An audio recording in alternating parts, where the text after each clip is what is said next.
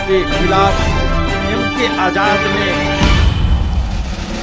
अपनी बात को जोरदार ढंग से रखा। आइए हम देखते हैं। कागज में लिखे शेर को बकरी चबा गई, कागज में लिखे शेर को बकरी चबा गई। शहर में हंगामा मच गया कि बकरी शेर निकल गई। अटकाना लटकाना फटकाना, ये इन लोगों की आज परिपाटी बन गई है। डंके की चोट में कह सकते हैं कि आज जितने भी संवैधानिक पद में हमारे चौकीदार साहब के द्वारा जो भी प्रभाव डालने वाला है या उनके द्वारा नॉमिनेट होते हैं, सक्षम लोगों को नहीं बैठाया जा रहा। अभी भी सरकार को ये जो जनमत को वो जो परेशान करने का काम किया गया, इसके लिए जवाब सरकार को, केंद्रीय सरकार और केंद्रीय एजेंसियों को देना पड़ेगा। धनबाद के सामाजिक कार्यकर्ता एमके आज़ाद जी हैं। और आज़ाद जी, ये बतलाइए कि अभी कल झारखंड स्थापना दिवस मनाया गया है और राष्ट्रपति महोदया के लिए पूरा झारखंड सजा कर रखा गया था, लेकिन राष्ट्रपति महोदया झारखंड तो आई, लेकिन यहाँ से सीधा वह महामहिम राष्ट्रपति का है, एक सम्मानित पद है, संविधान का सबसे सर्वोच्च पद पर बैठी हुई महिला है और ट्राइबल से समाज से आती है।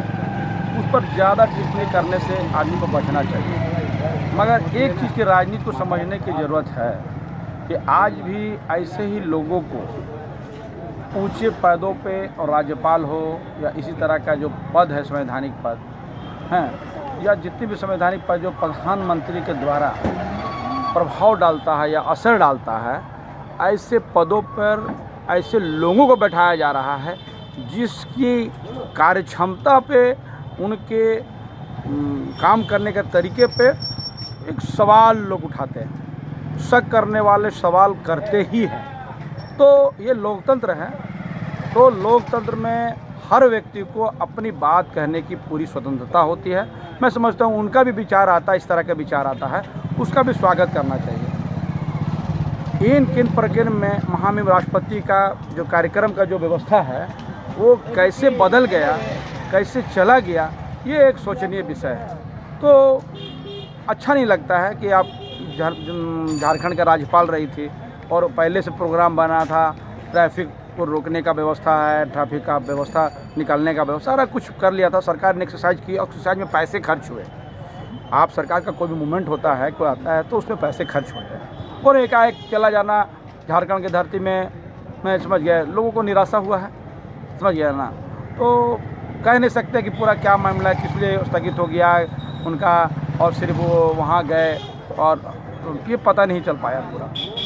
खैर जो भी है, लेकिन एक बात हम डंके की चोट में कह सकते हैं कि आज जितने भी संवैधानिक पद में हमारे चौकीदार साहब के द्वारा जो भी प्रभाव डालने वाला है या उनके द्वारा नॉमिनेट होते हैं, या उनके द्वारा प्रभाव में आने वाला कोई भी अगर पद है जिसके उनके बिना नहीं बन सकता है, तो ऐसे में ऐसे लोगों को बैठाने का काम किया जो शायद सक्षम नहीं है। सक्षम लोगों को नहीं बैठाया जा रहा, एक परिपाटी बनी। ऐसा भी बोला जाता है कि यहीं हमारे सूबे का मुख्यमंत्री जी यूपीए में रहते हुए, यूपीए का विरोध करते हुए ये इस महामहिम को जाकर के वोटिंग किए थे, लेकिन महामहिम झारखंड आकर के झारखंड के कार्यक्रमों में शिरकत नहीं करती हैं। क्या इससे झारखंड का अपमान नहीं हुआ है? देखिए, एक बात आपको बताना होगा कि इससे पहले जो महामहिम राष्ट्रपति रामनाथ कोविंद जी जो बैठे हुए थे, आप कहीं भी क्या एक दिन में न्यूज़ में देखें कि उनका कार्यकाल समाप्त होने के बाद वो कहाँ है, क्या कर रहे हैं, कहाँ जा रहे हैं, एकदम आउट बाहर चले गए। तो यहाँ पर जो बातें रखी जाती है, ऐसे लोगों को बैठाया जाता है जो उनके इशारे पे काम कर सके, तो उसी के परिप्रेक्ष्य में लोग बैठाए हैं।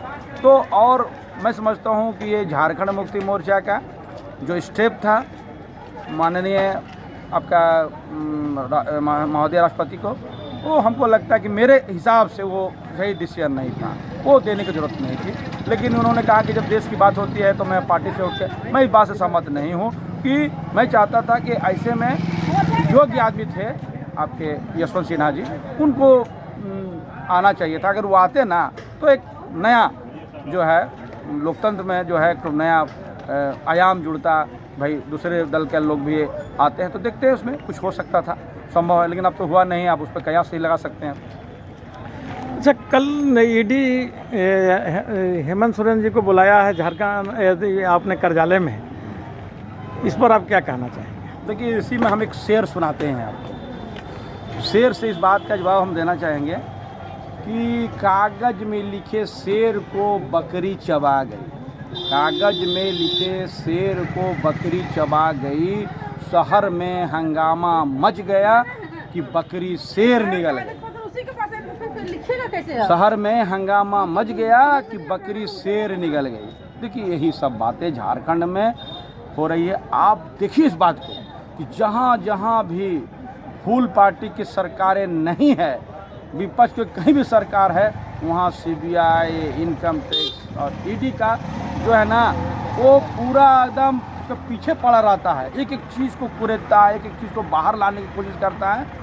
लेकिन मैं समझता हूँ कि आपके पास एक सबूत है तो आप बुला किसको रहे हैं, आप अरेस्ट क्यों नहीं कर रहे हैं? उन्होंने डंके की चोट पर सरेआम कहा कि अगर आपके पास सबूत है तो हमको गिरफ्तार करके आप दिखाइए। क्या है ये? आपको विगत जानना होगा कि रॉबर्ट वड्रा को भी 4 महीना तक इसी तरह 8-8 घंटा 12 घंटा पुलिस ईडी फिर और सब लोग जो है ईडी बीडी सीडी लोग सारा लोग पूछते रह गया। क्या रिजल्ट निकला? उस समय तो लोकसभा का चुनाव था सर जी, वही बात मैं कह रहा हूँ। अभी आपको एक बात बता देते हैं कि अभी जो है, अभी उनका जो है इसका शिवसेना का जो आपके जो है संजय राउत साहब का देखिए, ईडी ने क्या, ईडी पर क्या टिप्पणी किया कोर्ट?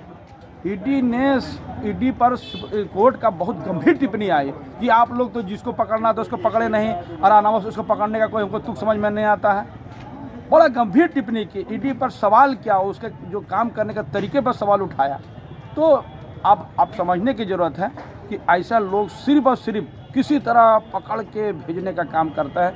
अब ईडी को जवाब देना चाहिए था आगे आके कि संजय राउत के मामले पे कहाँ उससे चूक हो गई। नारकोटिक डिपार्टमेंट देखिए, अभी एक मशहूर कलाकार के बेटा को जिस तरह पकड़ा, वहाँ एक ब्रोकर लोग, दलाल लोग जाके उसको पकड़ रहा है, इनके साथ टीम में काम कर रहा है।